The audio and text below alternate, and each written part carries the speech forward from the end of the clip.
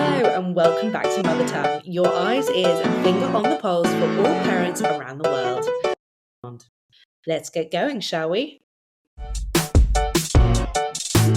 So today we're discussing everything related to leisure and entertainment. This is another one that's right up both our streets. So I wanted to start by discussing, let's start with the kiddie stuff.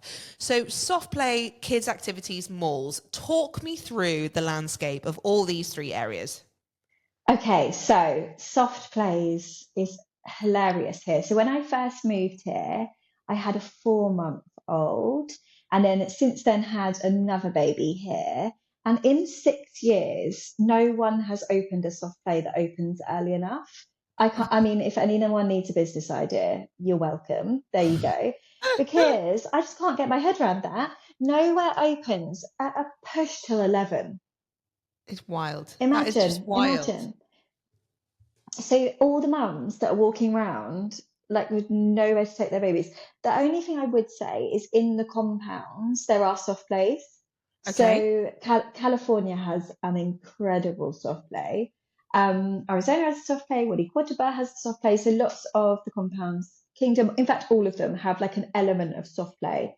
So that's where a lot of the mums will meet and mingle, like in the early doors expat community. And then with regards to outside, yeah, most of them don't open early enough. So they're more of an after nursery or after school kind of Option. vibe. Yeah. And then I don't know if you have this in Dubai, but we've got like, I'm going to call them like mega soft plays. They're terrifying. They're like arcades meets, I don't even, like roller coaster meets trampoline park meets soft play. Wow. Okay. Yeah, we've got a lot of them. So there's one called Joy Zone. I went to one the other day. It was in Riyadh Park, and it was for a kid's birthday party. And honestly, my husband had more fun than any child there.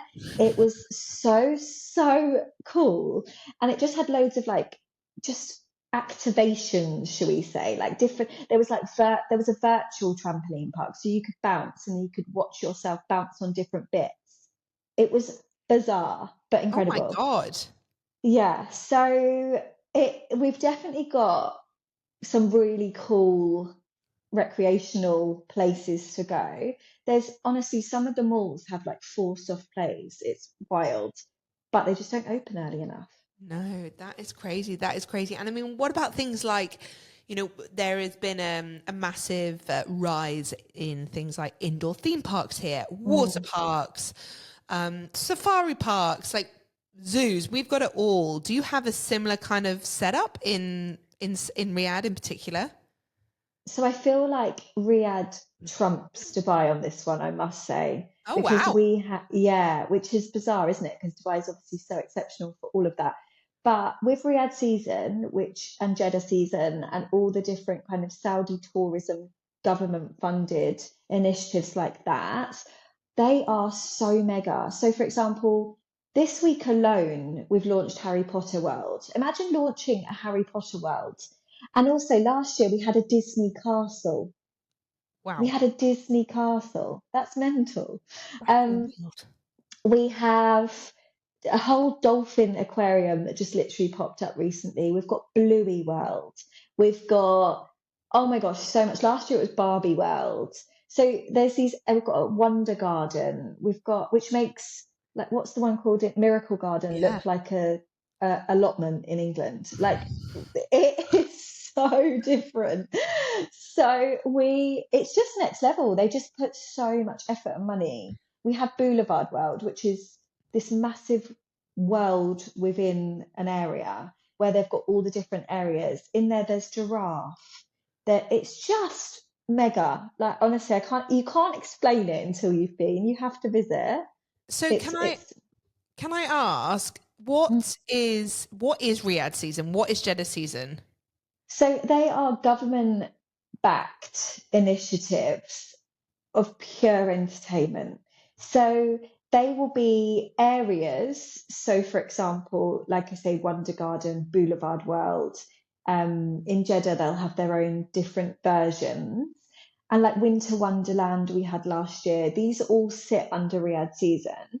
And then we have events. So we've got the boxing, we've got the F1, we've got so many events consistently. We had a massive Lebanese circus that were here recently. So that all sits under Riyadh season. So it's effectively the whole area of the government tourism led initiative to kind of get people in, and it's working because you'll be walking around and you'll meet people from all over the world that are visiting just for this. And when is the season? When does Riyadh season and Jeddah season, for example, when did they start and stop? Yes, they're basically our winter. So Okay. they launch October, November, and they'll run through to March. Okay. So it just is when the weather's nice and cool, and obviously the city can be enjoyed, the country can be enjoyed. This is when the whole place just lights up with all these different events, activities, and yeah, it's brilliant. It's the best time of the year. That's amazing. And what about things like water parks? Do you have any water parks? We don't have a water park actually, which is, well, they will set one up, I'm sure. I'm But sure. we've got, I just was thinking then, like one of the places, it's a place full of dogs that you can just go What? and pet dogs. Yeah, and it was hilarious. I took the kids and they love dogs until there's 100 Pomeranians running at them, and they were like, Shut "What up. is going on?" Oh my God, this It sounds was, right on my street. yeah, it's called Luna World, and it's just a room full of loads of dogs. Wow. Honestly, we've got it. We haven't got a water park, but we've got a room full of dogs. You've got a So pack full of Pomeranians. I mean, yes, what else do you need in life? And so then fun. circling back to the malls, obviously, from what I saw when I visited Riyadh, mall life is wild. Like the malls there are next level.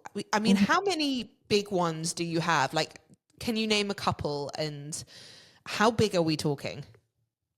They are huge. They're not Dubai Mall level, I wouldn't say, but we've got Mall of Emirates everywhere.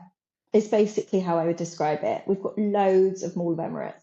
So we've got because who doesn't need loads of Mall of Emirates? Exactly. We've got Riyadh Park, which is lovely. We've got Panorama, we've got Granada, we've got Park Avenue. Honestly, I could go on for hours. We've also got City Walk-esque style malls as well, which are a bit more outdoor indoor. So we've got like Russian Front. So we do have the zone, like different kind of areas that are inside outside, and they'll always have little activations for the kids when you're walking around. But mall life is definitely a culture here because obviously it's so hot Yeah. that people historically have just kind of spent so much time in the malls.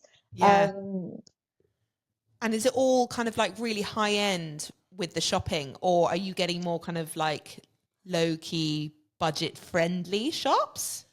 yeah, so we've definitely got like the more affordable malls, like Riyadh Gallery, for example, or Granada. And then you've got the high end ones such as Centria. Kingdom Mall is so fab. It's got a gorgeous food court that reminds me of a Harrods food court. It's called Al Mamlaka. Ooh, very bougie. Yeah, we'll have to go there. Yeah. So you've definitely got the more high end ones that you know if you want some more luxury, you'd go there. But if you want the mainstream, we have got those as well. So we've got it all really. And then what happens if you want to go and do something with your husband? Like, talk me through like a date night or something like that that you would do. Yep. We, so for example, this weekend we've just launched, well, last weekend we just launched the metro here, which will have a Oh, whole yes. episode on transport. Yeah, so we'll talk about that. So for example, this weekend, me, my husband and the kids are going to go on the metro as a little activity. Then we're going to go, so there's some really gorgeous breakfast spots here, which is hilarious because we're saying we don't have anywhere open, soft plays, etc., but all the breakfast spots will be open. So we'll go for, say, the lunchroom, which is a lovely breakfast spot. We'll go somewhere for brekkie. Then we'll spend the morning by the pool back in the compound. Then in the afternoon, we could go shopping, like we say, to one of the malls, or you know, we have so much going on, honestly. Okay.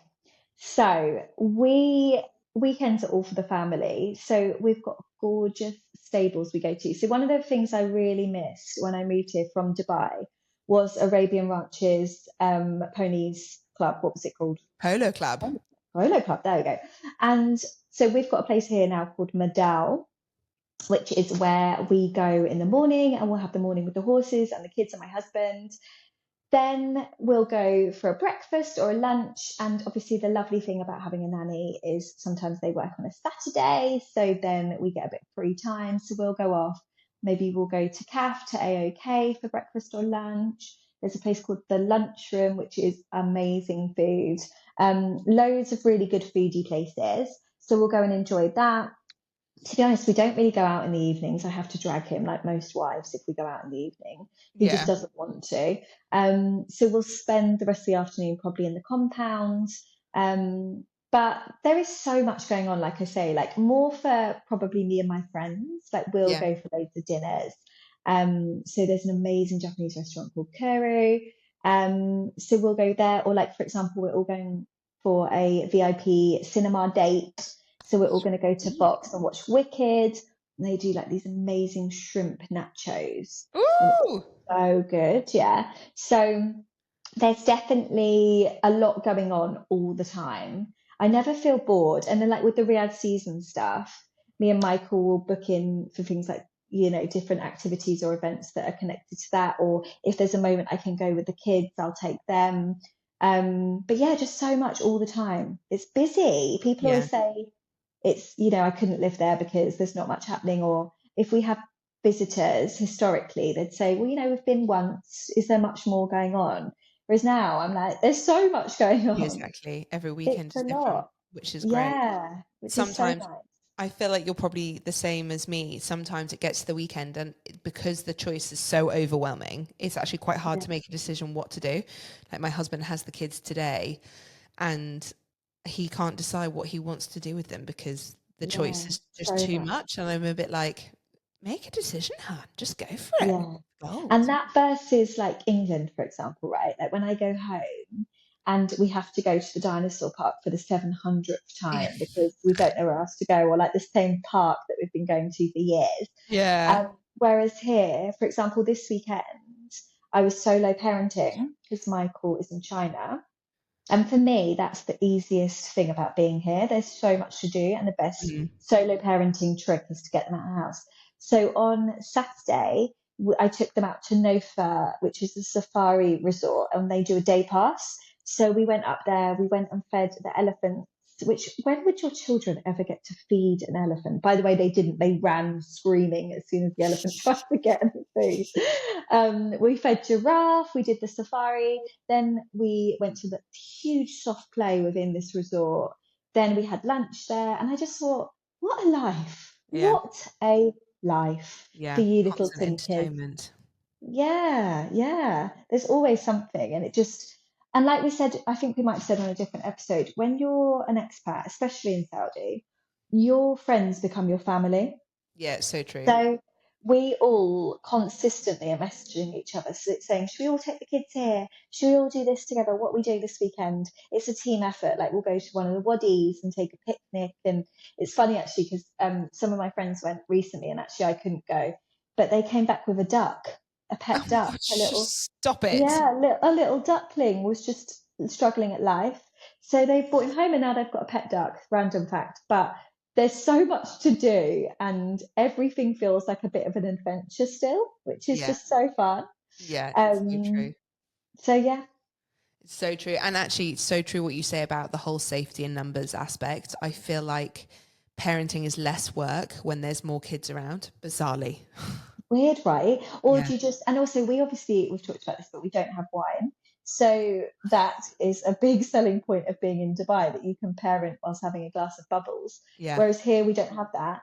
But we do just, we all club together and we just all kind of pick up on each other's kids when they're being a bit feral. And I suppose that's an international anyway, you do that, right? But here it does feel like our family when we don't have our family. Yeah, I couldn't agree more. It's such a lovely thing about being an expat, if I'm being honest. And then I wanted to ask about fitness facilities, because again, I feel like the whole fitness wellness rise is very apparent in Saudi. So, I mean, again, like if you were to go to a class or to a gym, like what are the options that are available to you?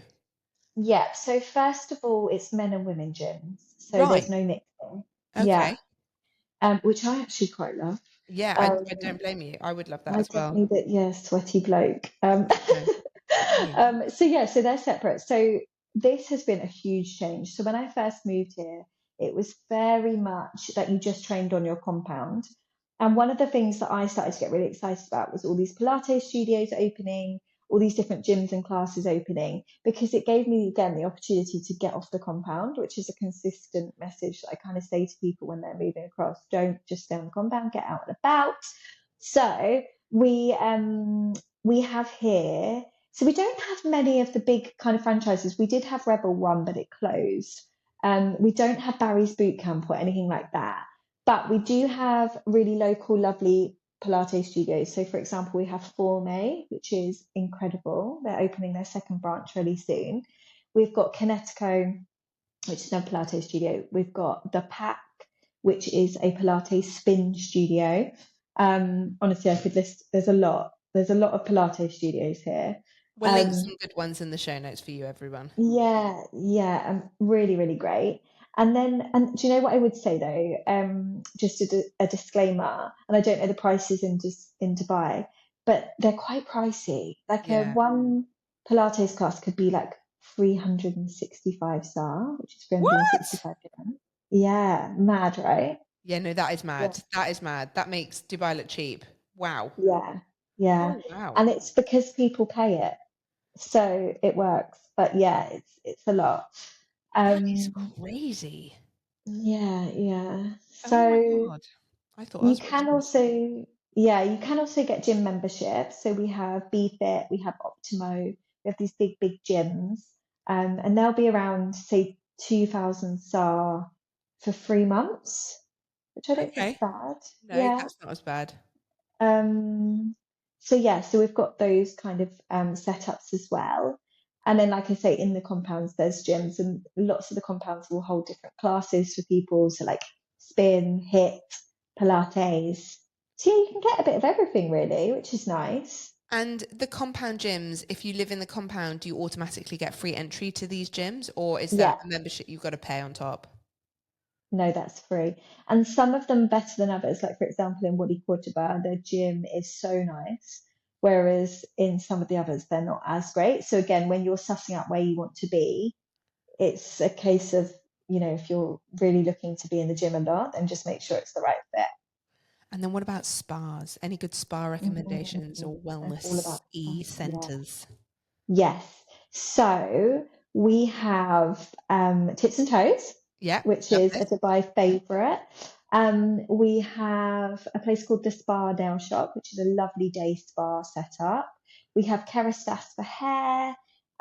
We have N Lashes, which is great for lashes and nails. We have Rejuve, which is incredible for facials and nails. They do Biab. Honestly, I could list so many. That's something that's done really, really well here, the salons, Yeah, I bet. because Saudi girls love their beauty treatments.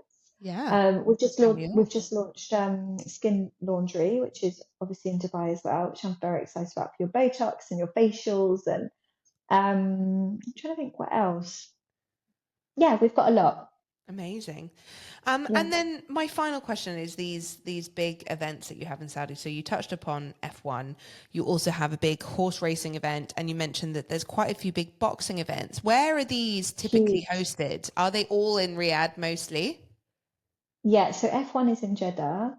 And then, for example, we've got Red Sea International Film Festival coming up, and that's actually in Jeddah this year. Oh wow. Um, and then we've got Riyadh, yeah, the big boxing. We've got, right, what are their names? Tyson Fury Yeah. versus, I want to say Usain someone, but honestly, I've completely made that up. I'm gonna go. When is So, it? Tyson December. versus Uska 2? Okay. Wait. Oh my God. Okay. Me Usak. first. What? Is it Usak? Yeah, Usak. Yeah. Oh my God. He must be Russian. Yeah. Okay. I'll just say Usak and then. Okay. Right. Yeah. Start there. It's going to have gone by the time this launches, actually, to be fair. So maybe Yeah.